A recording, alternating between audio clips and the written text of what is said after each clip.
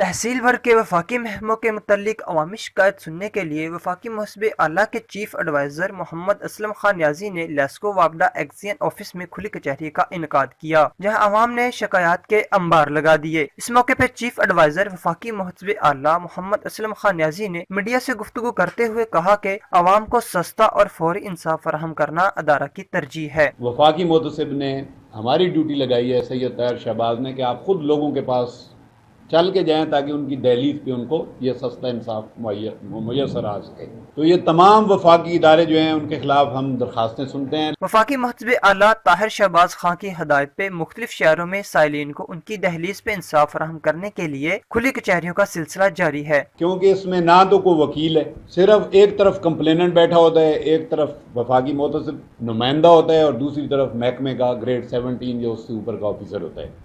تو اس لیے فوری طور پہ جو بھی ہم نے کرنا ہوتا ہے ہم اس آفیسر کو یہ بتا دیتے ہیں کہ یہ آپ نے بد انتظامی آپ کے محکمے نے کی ہے۔ علاوہ ازیں دیپال پور، حجرہ شاہ مقیم، حویلی لکھا، بصیر پور کے علاوہ دیگر دیہات سے آنے والے سائلین کے مسائل کے حل کے لیے فوری احکامات جاری کیے جا رہے ہیں۔